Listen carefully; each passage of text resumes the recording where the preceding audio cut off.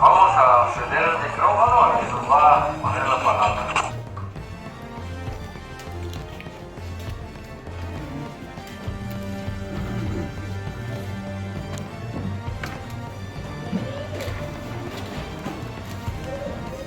Dios les bendiga a todos. ¿Cómo se encuentran? Gloria a Dios.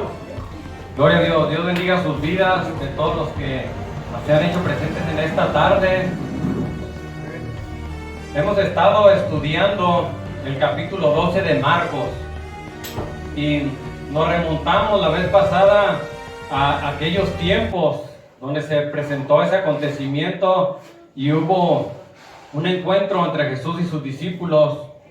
Y remontándonos hasta esos tiempos, titulé yo esa predicación como una mujer impía, una mujer infiel llamada Israel.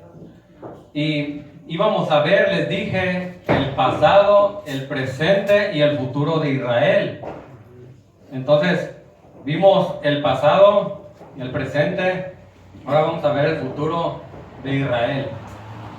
Les voy a pedir que me acompañen a Ezequiel capítulo 38 y vamos a estudiar una preciosa profecía que se encuentra en Ezequiel capítulo 38, porque Israel se rebeló contra Dios, pero aún así Dios aún le está esperando con los brazos abiertos para que se arrepienta. Cuando llegue ahí, diga un fuerte amén. Amén. Gloria sea a Dios. Ezequiel capítulo 38 y verso 1 en adelante. Y dice: honrando al Padre, al Hijo y a su Santo Espíritu. Vino a mí palabra de Jehová diciendo: Hijo de hombre, pon tu rostro contra Gog en tierra de Magog, príncipe soberano de Mesec y Tubal, y profetiza contra él. Y di: así ha dicho Jehová el Señor: he aquí yo estoy contra ti, oh Gog, príncipe soberano de Mesec y Tubal, y te quebrantaré y pondré garfios en tus quijadas, y te sacaré a ti a todo tu ejército, caballos y jinetes de todo en todo equipado, gran multitud, con paveses y escudos, teniendo todos ellos espadas. Persia, Cus y Fud con ellos, todos ellos con escudo y yelmo. Gomer y todas sus tropas de la casa de Togarma, de los confines del norte, y todas sus tropas, muchos pueblos contigo. Verso 7. Prepárate y apercíbete tú y toda tu multitud que se ha reunido a ti, y tú, ¿qué dice? Su guarda. Gloria a Dios. Vamos a orar. Padre Celestial, te damos gracias, Señor, en esta hora. Padre, te pedimos, Señor, que nos des oídos para estudiar tu palabra, Señor. Que nos des oídos, Señor, para escuchar lo que tu Espíritu le dice a las iglesias, Padre. Porque no hemos venido a perder el tiempo, Señor. No hemos venido, Señor, a perder el tiempo, sino aprovechando bien el tiempo, como dice tu palabra, porque los días son malos. Te pido, Señor, que pases un carbón de fuego encendido por mis labios, Señor, que no confunda a nadie, Señor, sino que hable palabras de verdad y de justicia, Señor. Que no hable movido por pasión o arrebato, Padre, sino que hable por tu boca, Señor. Padre, te pido, Señor, me quito yo para que seas tú en mí, Padre.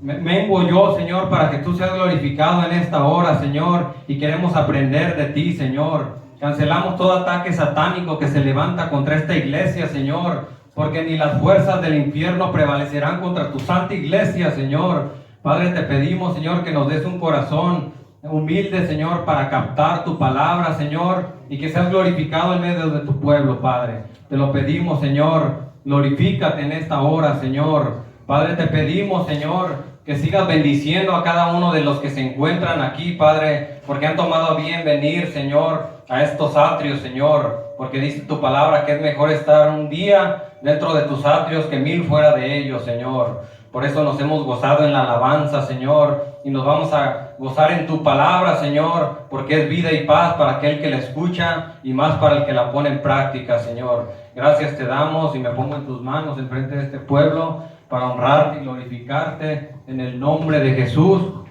Amén. Gloria a Dios. Gloria a Dios. La vez pasada aprendimos en San Marcos 12, cómo desde que Dios tuvo una visión y que levantó a un hombre llamado Abraham para prometerle que le daría una nación grande como las estrellas, y después de él levantó a su hijo Isaac, después vino Jacob, y después se levantaron los 12 patriarcas de Israel, y después el pueblo se rebeló contra Dios, tanto así que Dios mismo dijo: todo el día extendí mi mano a un pueblo rebelde y contradictorio. Pero Dios en su misericordia todavía estaba ahí, pero Israel no fue prosperado, porque la palabra prosperar significa avanzar, y el pueblo de Israel estuvo dando vueltas en el desierto durante 40 años. Eso es, amados hermanos, porque se habían rebelado. Imagínense 40 años dando vueltas en el desierto, cuando los expertos dicen que para ir de Egipto a Israel son 613 kilómetros. Y la palabra de Dios redacta cuando José y María fueron huyendo de Herodes, que quería matar al niño Jesús, fueron y vinieron sin ningún problema. Eso es, amados hermanos, estuvieron dando vueltas por su rebeldía, pero Dios no trabaja así. Dios no trabaja en círculo, Dios trabaja en línea recta y nos quiere proyectar hacia adelante, porque el que pone la mano en el arado y mira hacia atrás no es apto para el reino de los cielos.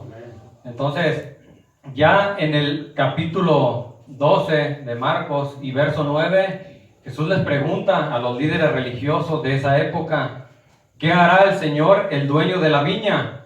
Y ellos le responden: pues Él los echará fuera y pondrá a otros en su lugar. Ahí es donde aparece la iglesia, es donde aparece un pueblo que será redimido por la sangre de Cristo, la nueva Jerusalén celestial, amén. Amén. Entonces, ya después el apóstol Pablo diría en el libro de Romanos 11 y verso 1: digo pues, pregunta, ¿ha desechado Dios a su pueblo? En ninguna manera, porque también yo soy israelita, de la descendencia de Abraham, de la tribu de Benjamín. Entonces, a la verdad, Dios no desechó a Israel, sí, sino que solamente vino una disciplina, un castigo contra esa nación. Entonces, en verdad, Israel va a tomar un puesto muy importante en los acontecimientos de la segunda venida de Cristo. De hecho, ¿quiere usted preguntarse, ¿sí?, qué horas son ahorita? Usted va y voltea un reloj, amén. Pero si usted quiere saber qué hora es en la profecía de Dios, usted tiene que voltear hacia Israel, porque Israel es el reloj de la profecía bíblica de Dios. Entonces, cuando el último emperador de Rusia, llamado Nicolás, le pregunta a un misionero cristiano, le dice: dame una prueba verídica de que Dios existe. Si Dios mandó a este misionero a predicar el evangelio ahí, ahora bien, si a usted le preguntara un rey, un emperador, un zar, esta misma pregunta, y sobre todo un emperador ateo, comunista, ¿usted qué le respondería? A mí lo que se me viene primero a la mente es el versículo que se encuentra en el libro de Romanos, en el capítulo 1, verso 19, que dice: porque lo que de Dios se conoce, Dios se los manifestó, porque las cosas invisibles de Él, su eterno poder y deidad, se hacen claramente visibles desde la fundación del mundo, siendo conocidos por medio de lo creado, de manera que no tienen excusa. Pero este misionero simplemente le responde con una palabra de 7 letras, le dice: Israel, amén, Israel. Entonces, Israel es desechado a su vez. En aquel tiempo viene el juicio y esa higuera se seca y se cumple nada más ni nada menos en el año 70, y eso lo registró muy bien Daniel. Vamos a ir al libro de Daniel,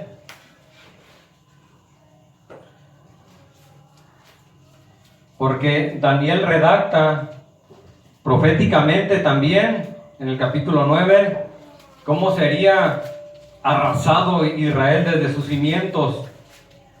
Esta profecía que dio Daniel se conoce como la profecía de las 70 semanas.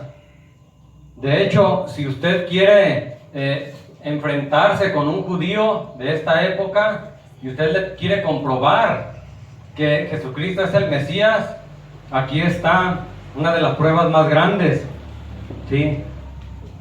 Vamos a leer desde el verso 24, que dice: 70 semanas están determinadas sobre tu pueblo y sobre tu ciudad santa, para terminar la prevaricación y poner fin al pecado, y expiar la iniquidad, para traer la justicia perdurable, y sellar la visión y la profecía, y ungir al santo de los santos. El 25 dice: sabe pues y entiende que desde la salida del orden para restaurar y edificar Jerusalén hasta el Mesías príncipe, habrá 7 semanas y 72 semanas. Se volverá a edificar la plaza y el muro en tiempos angustiosos. Aquí viene el verso clave, el 26. Y después de las 72 semanas se quitará la vida al Mesías, mas no por sí. Y el pueblo de un príncipe que ha de venir destruirá la ciudad y el santuario, y su fin será con inundación, y hasta el fin de la guerra durarán las devastaciones. Si usted le pregunta a un judío y le dice: ¿cuándo ocurrió esta invasión? Amén. Y él le va a responder claramente: en el año 70. ¿Sí? El gran historiador Flavio Josefo, él registró esta atrocidad. Entonces, dice ahí que el general Tito, hijo del emperador Vespasiano, vino y destruyó la ciudad con gran desolación. No hay tiempo para explicar cada una de las partes de la profecía y el acontecimiento. Solamente dice que, y el pueblo de un príncipe. ¿Por qué dice un príncipe si Tito llegó a ser emperador? Esto es porque cuando llegó aquí estaba por ser emperador, y después de este triunfo grande, ahora sí es coronado con la diadema de la victoria. Entonces, un príncipe es una persona que está por ocupar un trono, ¿sí? Entonces, cuando el judío a usted le responde: ya ocurrió, y si usted le pregunta que si el Mesías verdadero vendría antes o después de ese acontecimiento, el judío no tiene para dónde hacerse. Amén. Porque es demasiado evidente aquí, ¿sí? Vamos a leer el 25. Sabe pues y entiende que desde la salida del orden para restaurar y edificar a Jerusalén hasta el Mesías príncipe, habrá 7 semanas y 72 semanas. Aquí está hablando de semanas de años. Amén. Cada semana de años tiene 7 años. Dice: se volverá a edificar la plaza y el muro en tiempos angustiosos. Y después de las 72 semanas, ahí va, cuente, 62 semanas, se quitará la vida al Mesías, mas no por sí. Ahí ya se cumplió la venida de Cristo. Y ya después, ahora lo va a relatar: y el pueblo de un príncipe ha de venir a destruir la ciudad y el santuario. Entonces aquí evidentemente está diciendo que el Mesías vino antes de la destrucción de Jerusalén. Entonces, después de esto, el pueblo aún así no se arrepentía. Y de hecho, cuando estaban en el desierto dando vueltas, era un pueblo rebelde. Ellos veían las maravillas de Dios. Ellos veían los milagros, prodigios, señales que Dios levantaba sobre su pueblo. Pero mientras más veían esto, más rebeldes se volvían. ¿Por qué, amados hermanos? Porque el pueblo israelita siempre se levantaba diciendo en su corazón: ahora con qué Dios me va a sorprender, ahora qué agua nos va a dar el Señor, qué camino, qué victoria, qué botín nos va a dar el Señor. Pero ellos no se levantaban diciendo: hoy es un nuevo día, Padre, te doy gracias, Señor, te pido que este año reconozca que tú eres mi Dios, que tú eres mi Señor. Y así está pasando en la iglesia moderna hoy en día, que la gente se levanta ocupada en sus afanes, se duerme ocupada en sus afanes. Yo les voy a decir una cosa: Aún así la gente le pide bendiciones a Dios. Pero ¿sabe usted que el día que usted se convierta realmente a Dios, las bendiciones lo van a seguir a usted? Amén. Gloria está el nombre de Dios. Y el pueblo fue esparcido por las naciones. De ahí viene el dicho que dice judío errante. Cuando alguien le diga a usted así, eso significa que usted no tiene lugar, que anda en un lugar en otro y no encuentra su lugar. Eso es porque los judíos fueron dispersados entre el mundo, entre la diáspora. Pero después también se hizo un estudio y se decía que las personas que lleven el apellido que termine con E y Z tiene sangre judía. Entonces puede haber algunos por aquí que lleven sangre judía y no lo saben. Amén. Por ejemplo, el que se apellida Gutiérrez, el que se apellida Jiménez, el que se apellida Pérez. Amén. Ya después se terminó que pues no era 100% relevante. Amén. Pero la verdad es que sí fue esparcido Israel por todo el mundo y no encontraban un sitio en un lugar y destino. Después, la ONU, después de la Segunda Guerra Mundial, les da una tierra a Israel y vuelven de nuevo. Esto es un gran fenómeno en cuanto a la sociología moderna, porque nunca una civilización había vuelto después de ser destruida con el mismo lenguaje, las mismas tradiciones y el mismo lugar donde había estado antes. Pero esto también es cumplimiento de la profecía. Sepa usted también que mientras Israel no tenía nuevamente su sitio en casa, la profecía del futuro estaba detenida. Amén. Como por ejemplo 2 de Tesalonicenses, cuando dice que va a venir el hijo de perdición y se sentará en el lugar santo. Entonces todas estas profecías no se podían cumplir si Israel no existía. Pero en el 14 de mayo de 1948 la ONU los regresa a casa otra vez. Amén. Dice, ¿cuál profecía se cumple? Esa es la pregunta. Acompáñeme a Isaías capítulo 66 y verso 8. Isaías 66, 8 es una de las muchas profecías en cuanto al retorno de Israel, que dice, ¿quién oyó cosa semejante? ¿Quién vio tal cosa? ¿Concebirá la tierra en un día? ¿Nacerá una nación de una vez? Pues en cuanto Sión estuvo de parto, dio a luz sus hijos. Verso 10. Alegraos con Jerusalén y gozaos con ella todos los que la amáis. Llenaos con ella de gozo todos los que os enlutáis por ella. Esta es la profecía de que Israel daría luz en un solo día. Y eso se cumple el 14 de mayo de 1948, cuando el primer ministro de Israel, Benjamín Ben Gurión, profetizó y dijo, de aquí en adelante Jerusalén será indestructible y nadie nos podrá apartar de nuestra tierra que Dios nos dio. Y tenía razón, porque Israel en la segunda venida de Cristo aparece enterita. Amén. Pero, ¿qué es lo que pasa? Que media hora después de que David Ben Gurión dijo esas palabras, atacaron a Israel, ¿sí? El pueblo árabe, los musulmanes, y ganaron esa guerra. Después, en 1967, los vuelven a atacar nuevamente. Entonces, esa guerra es conocida como la Guerra de los 6 días. ¿Por qué de los 6 días? Estuvo rodeado Israel, ¿sí?, por 4 naciones que lo estaban atacando, los cuales fue Siria, Egipto en primer lugar, Jordania y algunos aliados más. Entonces, aquí básicamente Israel tiene como apoyo a Estados Unidos, ¿sí? Porque Estados Unidos, sepa usted, es el único país después de Israel que fue formado con la palabra de Dios, con el Evangelio, y siempre lo ha apoyado. Pero a Israel lo odian todos los musulmanes, ¿sí? Y lo apoyan a los musulmanes. Rusia, porque es un país comunista que no ama a Dios.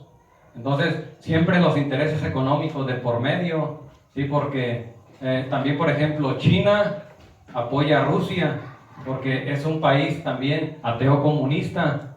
Entonces, lo que son Irán,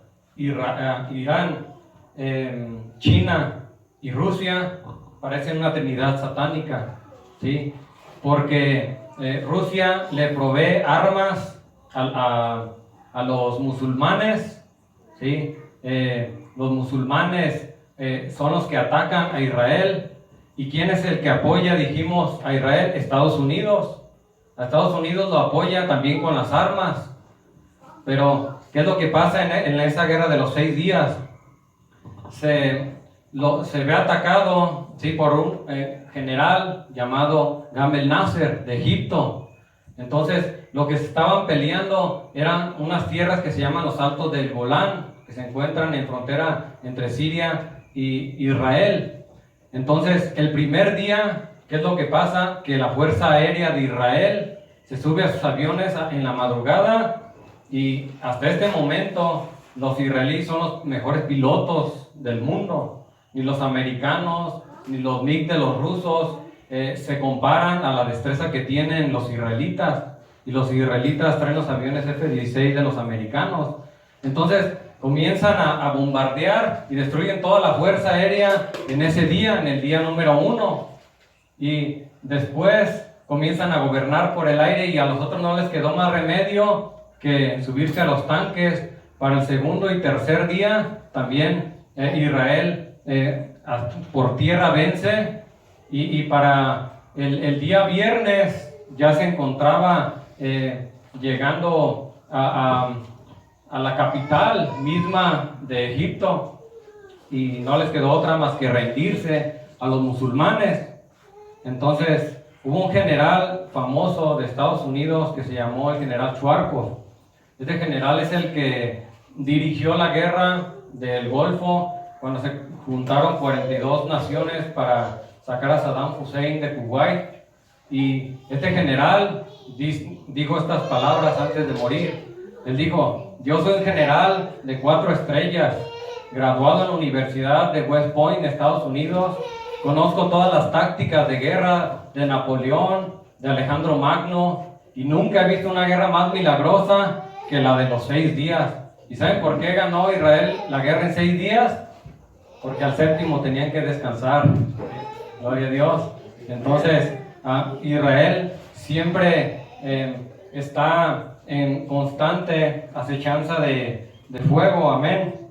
Pero vamos a entrar de lleno Así, en la profecía de Ezequiel y capítulo 38, del cual leímos en entrada. Dice: vino a mí palabra de Jehová diciendo, verso 1: Hijo de hombre, pon tu rostro contra Gog en tierra de Magog. Aquí la palabra Gog significa jefe o principal. Entonces Gog no es una nación. Dice contra Gog en tierra de Magog. Después dice príncipe soberano de Mesec y Tubal. La palabra príncipe es la palabra hebrea Rosh, R de Raúl, o SH, que significa general o comandante de guerra. ¿Por qué dice en tierra de Magog? ¿Cómo sabemos esto? Antes de comenzar a interpretar, debemos de interpretar esto etimológicamente por el orden de las palabras, ¿sí? Porque a mediados de 1940 las naciones cobraron su independencia, muchas naciones, y cambiaron su nombre original que tenían escrito en la Biblia. Entonces Gog ahorita es Rusia. ¿Cómo lo sabemos? Esto es porque Génesis capítulo 10, ¿sí? Amados hermanos, estudiantes de la Biblia, historiadores que nos puedan estar viendo, amén, en las redes sociales, señores ateos, señores gnósticos que nos están viendo, que nos puedan estar escuchando. Cuando tenemos pruebas tan contundentes en la Biblia, de carácter social, de carácter histórico, geográfico, y una persona se niega a creer que la Biblia es la palabra verídica de Dios, esto no es porque le falte información, sino que es porque ha cerrado su corazón. Y casi siempre de una persona atea está un corazón amargado y resentido contra Dios.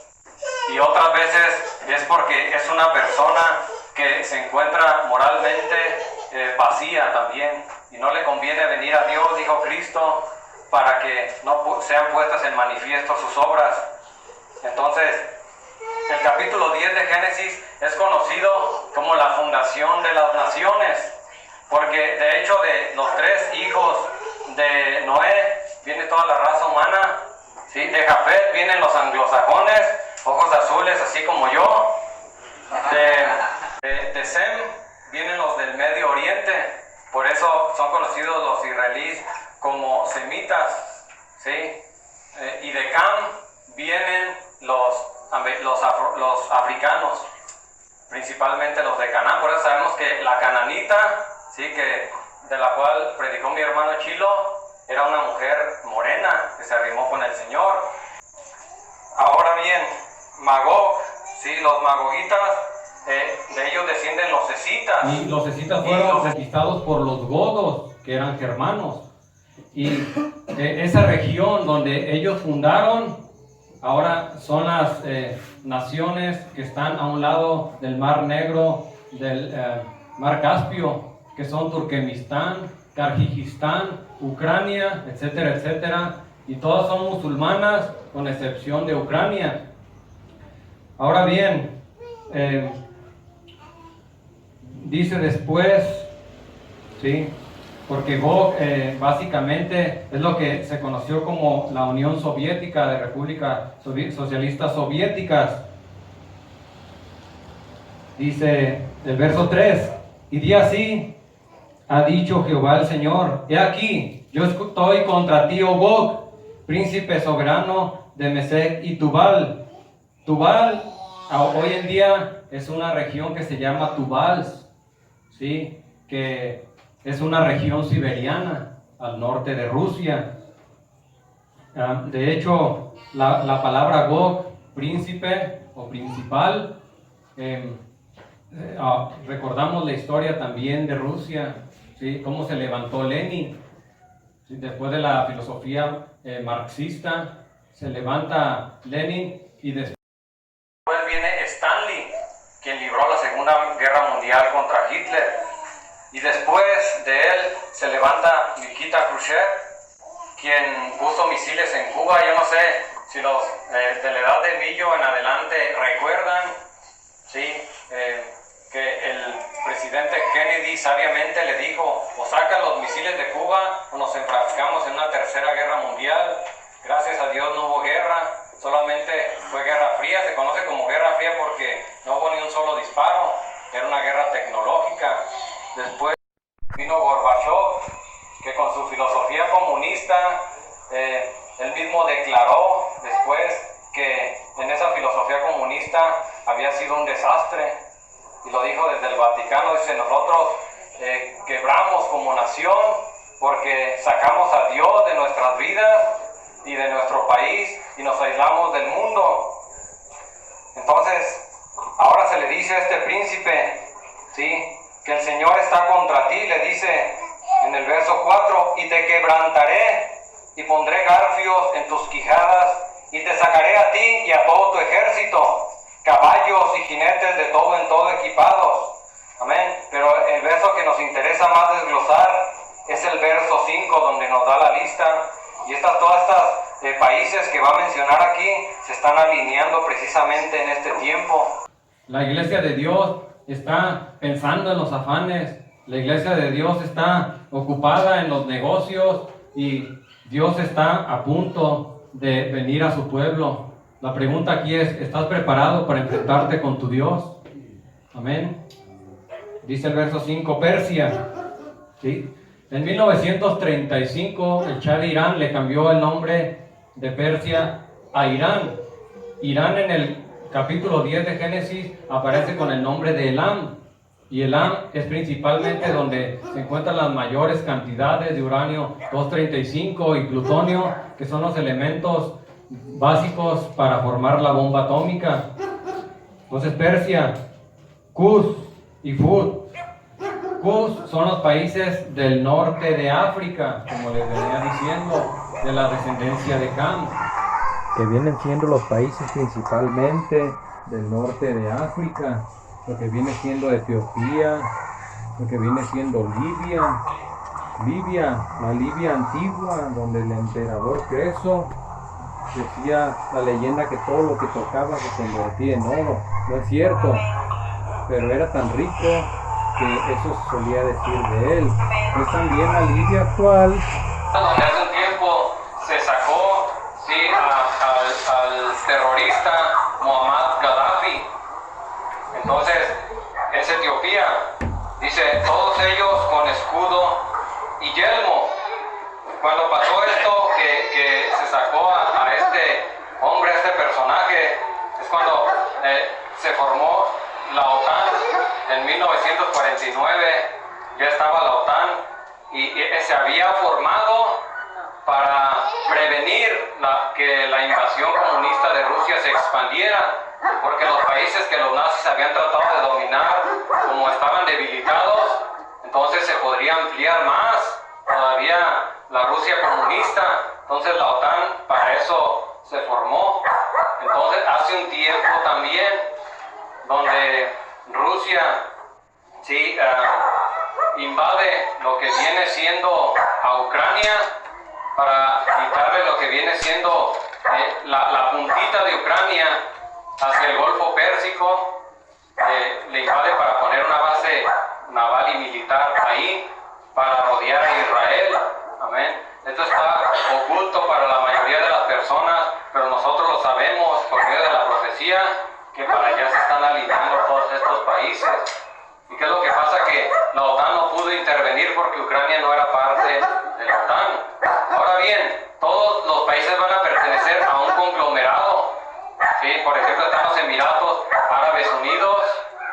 Y por cierto, esa es una noticia también de carácter bíblico, porque hicieron un tratado de paz, o está por hacerse un tratado de paz con Israel. Entonces, aquí se viene lo interesante más adelante, verso 6. Gomer y todas sus tropas, la casa de Togarma de los confines del norte. Togarma es Turquía.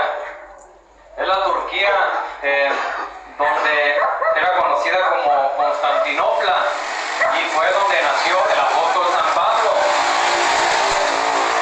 La Turquía actual de la capital Estambul, ¿sí? Y de hecho ahí fue donde se inició el Imperio Otomano, y ellos, si se fija, a diferencia de todos los árabes que son morenitos así, chaparros, se parecen a los mexicanos, a los mexicas. Los turcos son anglosajones porque ellos vienen de la descendencia de Jafet. Entonces vamos a continuar, dice, y todas sus tropas, muchos pueblos contigo. Prepárate y percíbete tú y toda tu multitud que se ha reunido a ti, y sé tú su guarda. Verso 8, de aquí a muchos días serás visitado, al cabo de los años vendrás a la tierra salvada de la espada, recogida de muchos pueblos. Ahora ya sabemos que la tierra recogida de muchos pueblos fue Israel. Voy a pasar aquí una moneda que se acuñó hace un par de años. Estuvieron celebrando los israelíes el 70 aniversario de su fundación, y ellos ponen aquí el tercer templo, que de hecho ya tienen todos los accesorios, ya nada más falta el arca de la alianza y pues el templo. Amén. Pero esa noticia de que van a hacer una paz los Emiratos Árabes con Israel, y de hecho Irán, quien aparece aquí como Persia y los va a atacar, es uno de los únicos países que se enojaron por esto, porque ellos no aprueban en ninguna manera, ellos lo consideran como una traición. Y a un lado de donde estaba el templo de Salomón, ahí está una mezquita conocida como el templo de la roca, que se considera el lugar más sagrado del Corán, después de la Meca en Arabia Saudita. Amén. Entonces, ya haciéndose una paz, algo que ni todos los expertos ni los grandes pacificadores han podido lograr. Ahora se acerca el anticristo para lograr esto. Ellos ponen aquí el tercer templo y ponen la cara de el rey Ciro, Persia, ¿sí? Porque él fue el que los dejó ir después de la deportación de Babilonia a reconstruir sus muros, de lo cual solo queda un pedazo ahí donde los judíos están arrodillados, orando y lamentando. Se llama el muro de las lamentaciones. Y aparece Donald Trump, también porque Donald Trump fue el que movió la embajada de Tel Aviv a Jerusalén, porque Israel era el único país que se le prohibía tener su embajada en su mera capital. Entonces aquí se la voy a pasar a Millo para que la vea y se las esté pasando ahí a todos. Entonces dice, de aquí a muchos días serás visitado, al cabo de unos años vendrás a la tierra salvada de la espada, recogida de muchos pueblos, a los montes de Israel, que siempre fueron una desolación, mas fue sacada de las naciones, y todos ellos morarán confiadamente. Subirás tú y vendrás como tempestad. ¿Sí? Vamos a brincarnos hasta el verso 14.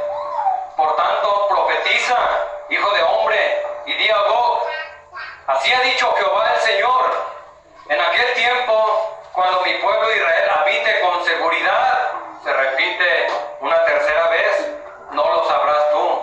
Entonces la pregunta de los más grandes escatólogos, a todos los que nos gusta estudiar la profecía, es ¿cuándo ha vivido Israel en paz? Nunca. De hecho, todos siempre están temiendo las 24 horas del día, los 7 días a la semana, se están cuidando porque vienen los ataques continuos y de hecho tienen que hacer turnos, entrar al servicio militar y siempre están temiendo. Ven, viaja usted para allá y ven las noticias y los jóvenes armados con su pistola, ¿sí? su pistola fajada, siempre están viviendo en constante amenaza de ataques. Verso 15, vendrás de tu lugar, de las regiones del norte, tú y muchos pueblos contigo, todos ellos a caballo, gran multitud y poderoso ejército, y subirá contra mi pueblo Israel como nublado para cubrir la tierra. Será al cabo de los días y te traeré sobre mi tierra para que las naciones me conozcan cuando sea santificado en ti, oh Gog, delante de sus ojos. Esto me recuerda al faraón, que fue endurecido su corazón. Verso 18, en aquel tiempo, cuando venga Gog contra la tierra de Israel, dijo Jehová el Señor, subirá mi ira con mucho enojo, porque he hablado en mi celo y en el fuego de mi ira, que en aquel tiempo habrá gran temblor sobre la tierra de Israel. Amén. Imagínense, tanto así que si lo comparamos con Apocalipsis, dice que va a morir gran cantidad de multitudes. Y según el observatorio en Boulder, Colorado, dicen ellos que el temblor más grande que se ha registrado en la escala Richter ha sido de 7.9 más o menos. Entonces yo me imagino que este temblor va a ser casi como de 9.1 grados. Y si llegase a alcanzar, la Tierra no puede alcanzar más, porque se podría salir la Tierra del eje de su eje central, que es de 23 grados y medio. Entonces, si la Tierra se sale de su eje, de su propio eje, se congelarían los polos y la vida no podría existir. Entonces, allí va a haber un temblor grande que va a hacer vibrar a todos. Verso 22, y yo litigaré contra él con pestilencia y con sangre, y haré llover sobre él, sobre sus tropas y sobre los muchos pueblos que están con él, impetuosa lluvia y piedras de granizo, fuego y azufre, y seré engrandecido y santificado, y seré conocido ante los ojos de muchas naciones, y sabrán que yo soy Jehová. Vamos a brincarnos hasta el 28. Y sabrán que yo soy Jehová su Dios, cuando después de haberlos llevado al cautiverio entre las naciones, los reúna sobre su tierra, sin dejar allí a ninguno de ellos, ni esconderé más de ellos mi rostro, porque habré derramado de mi espíritu sobre la casa de Israel, dice Jehová el Señor. Esto también aparece en Apocalipsis, ¿sí? Cuando aparecen los 144,000 sellados. O sea, va a haber un grande avivamiento en aquel tiempo, que muchos judíos se van a convertir a Dios. Hoy en día ya se está comenzando a hacer, y son los judíos mesiánicos. Los que siguen siendo judíos pues ya reconocen a Cristo como el Mesías. Amén. Entonces, me acerco a mi conclusión. ¿Qué es lo que está pasando en este tiempo con la iglesia? Amén.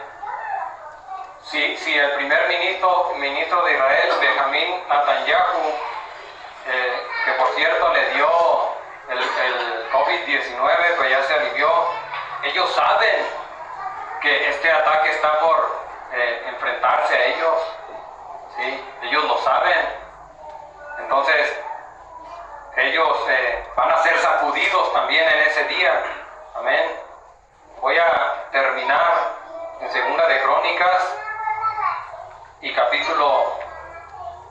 en el último capítulo, que es el 36 y verso 23. Este